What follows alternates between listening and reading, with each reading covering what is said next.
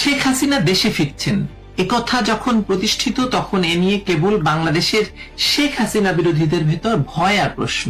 কিন্তু শেখ হাসিনাকে যারা চেনেন তারা জানেন শেখ হাসিনা আসলে এমন একজন নেতা যিনি যা বলেন তা করার রাজনৈতিক ঝুঁকিও নেন।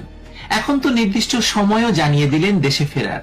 রয়টার্সকে দেওয়া একেবারে সর্বসাম্প্রতিক টেলিফোন সাক্ষাৎকারে শেখ হাসিনা যা স্পষ্ট বলেছেন তা নিয়ে এবার হাসিনা বিরোধী পক্ষের শিবিরে কি ত্রাসের জন্ম নেয় সেটাই দেখার বিষয়। এই পক্ষে কিন্তু বাংলাদেশের ক্ষমতাসীন সরকারও আছে।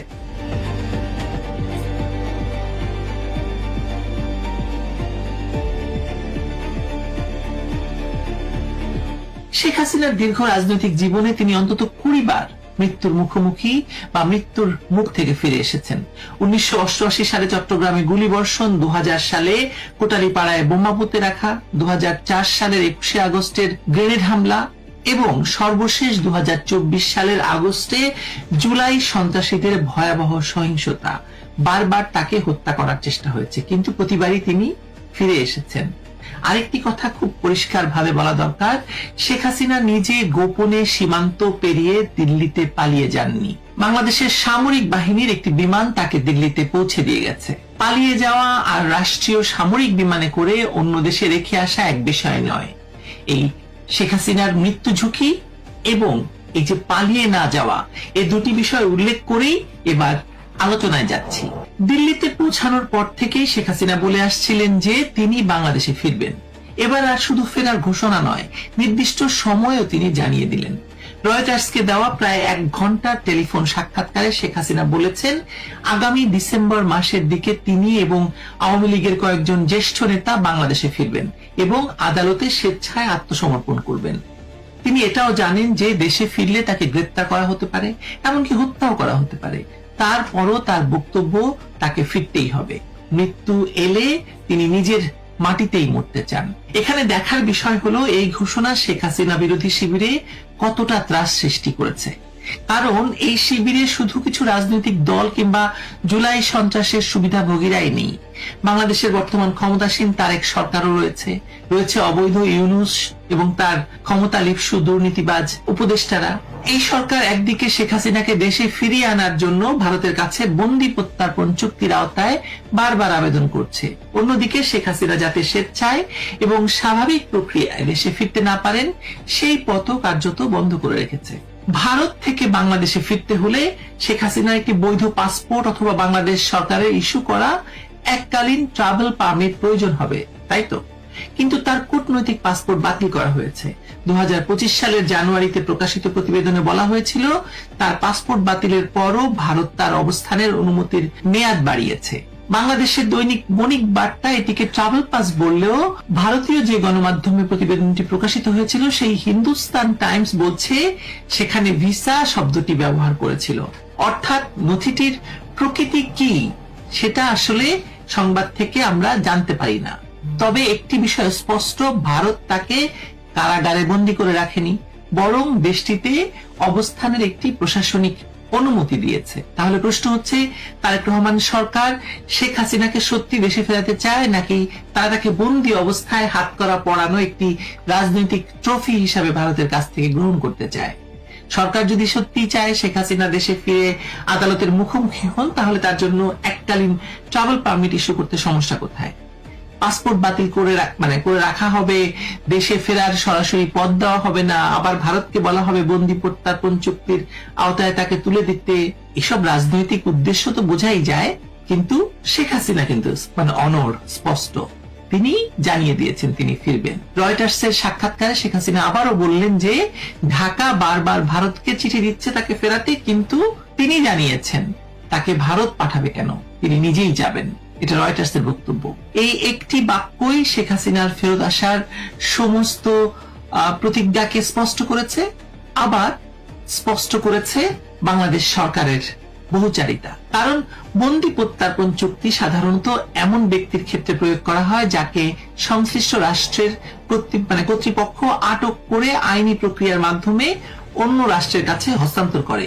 কিন্তু রয়টার্সের সঙ্গে দীর্ঘ টেলিফোন সাক্ষাৎকারে দেওয়া, রাজনৈতিক দলের নেতাদের সঙ্গে ভার্চুয়াল বৈঠক করা, 125টি সংসদীয় আসনে দল পুনর্গঠনের কাজ পরিচালনা করা এবং নিজের দেশে ফেরার সময়সূচি ঘোষণা করা একজন মানুষকে ভারতের বন্দী হিসাবে উপস্থাপন করা আসলে কঠিন। ভারত তার অবস্থানের অনুমতির মেয়াদ বাড়িয়েছে বলেও প্রতিবেদনে প্রকাশিত হয়েছে।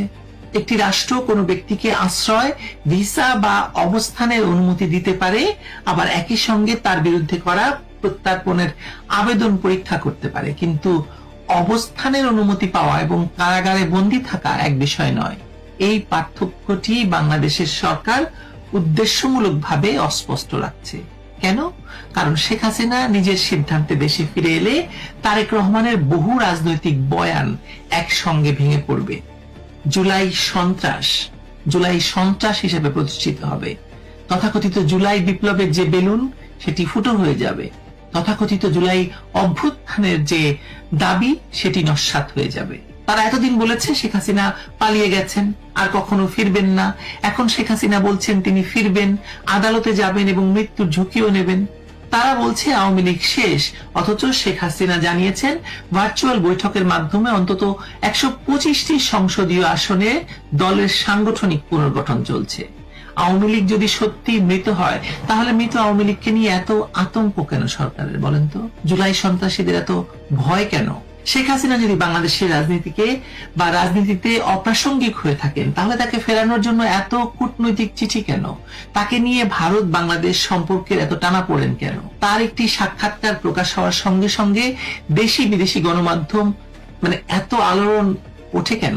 রাজনীতির একটি সহজ নিয়ম আছে, মৃত শক্তিকে কেউ ভয় পায় না। যে শক্তির ফিরে আসার সম্ভাবনা আছে, ভয় তাকেই পাওয়া হয়। এখন বাংলাদেশের সাধারণ মানুষের অভিজ্ঞতার দিকেও আমরা তাকাই চলুন একটু। 2024 সালের জুলাই আগস্টের পর শেখ হাসিনাবিহীন বাংলাদেশ মানুষ খুব কাছ থেকে দেখছে। মানুষ দেখছে রাষ্ট্রীয় কর্তৃত্বের অবক্ষয়, মবের শাসন, রাজনৈতিক প্রতিহিংসা, বিনিয়োগে অনিশ্চয়তা, আইন শৃঙ্খলার চরম অবনতি, ধর্ষণ, সমাজের প্রতিটি স্তরে নিরাপত্তাহীনতা। আর দেখছে আওয়ামী লীগকে নিষিদ্ধ করে লাখ লাখ মানুষকে রাজনৈতিক অধিকার থেকে বঞ্চিত করে এবং একটি সাজানো নির্বাচনের মাধ্যমে ক্ষমতার হাত বদল ঘটিয়েও দেশে স্থিতিশীলতা ফেরানো যাচ্ছে না। এই বাস্তবতার মধ্যেই মানুষের মুখে একটি বাক্য ক্রমেই শক্তিশালী হয়ে গেছে, তা হলো আগেই ভালো ছিলাম। এটি শুধু শেখ হাসিনার সমর্থকদের স্লোগান নয়, এটি বর্তমানের বাংলাদেশের সঙ্গে অতীতের তুলনা থেকে তৈরি হওয়া সামাজিক উপলব্ধি, মানুষের ভেতরকার অভিজ্ঞতা। মানুষ যখন দেখে সরকার পরিবর্তনের নামে তাদের জীবন সহজ হওয়ার বদলে আরো অনিশ্চিত হয়ে গেছে, তখন তারা পুরনো সময়কে নতুন করে মূল্যায়ন করে। শেখ হাসিনার ডিসেম্বরে প্রত্যাবর্তনের ঘোষণা তাই শুধু একজন সাবেক প্রধানমন্ত্রীর বাড়ি ফেরার সংবাদ নয়, এটি গত 2 বছরের রাজনৈতিক বন্দোবস্তের বিরুদ্ধে একটি সরাসরি চ্যালেঞ্জ। যাকে নতুন বন্দোবস্ত বলছে, শেখ হাসিনা সেটিকে ভেঙে দিচ্ছেন। তিনি দেশে ফিরলে তাকে গ্রেপ্তার করা হবে কিনা, তার নিরাপত্তা কে নিশ্চিত করবে, তিনি কোন আদালতে আত্মসমর্পণ করবেন এবং আওয়ামী লীগের নেতাকর্মীরা কি প্রতিক্রিয়া দেখাবেন, এসব গুরুত্বপূর্ণ প্রশ্ন। কিন্তু তার চেয়েও বড় প্রশ্ন হচ্ছে বাংলাদেশ সরকার তাকে স্বেচ্ছায় ফেরার বৈধ কাগজ দেবে কিনা। তারেক সরকার কি শেখ হাসিনার জন্য ট্রাভেল পারমিট ইস্যু করবে, নাকি তারা ভারতের কাছে প্রত্যার্পণের চিঠি পাঠাতে থাকবে? কিন্তু শেখ হাসিনা যেন নিজের ইচ্ছায় দেশে ফিরে তাদের রাজনৈতিক বয়ান ভেঙে দিতে না পারেন, সেজন্য পাসপোর্ট এবং ভ্রমণ নথির পথ বন্ধ রাখবে তারেক রহমান? রেখেছে তো। আর যদি একজন মানুষ প্রকাশ্যে বলেন আমি ডিসেম্বরে দেশে ফিরবো, আমি আদালতে আত্মসমর্পণ করব, তারপরও সরকার তাকে ফেরার নথি না দিয়ে কেবল বন্দি প্রত্যার্পণের দাবি জানায়, তাহলে বুঝতে হবে বিষয়টি বিচার নয়, বিষয়টি রাজনৈতিক দৃশ্য নির্মাণ, বয়ান নির্মাণ, ন্যারেটিভ নির্মাণ। তারা শেখ হাসিনার প্রত্যাবর্তন চায় না, তারা চায় শেখ হাসিনার অপমানজনক হস্তান্তরের ছবি, যে ছবি দিয়ে তারা বহুকাল রাজনীতি করতে পারবে। কিন্তু ইতিহাসের সমস্যা হলো, ইতিহাস সবসময় শাসকের লেখা চিত্রনাট্য মেনে চলে না।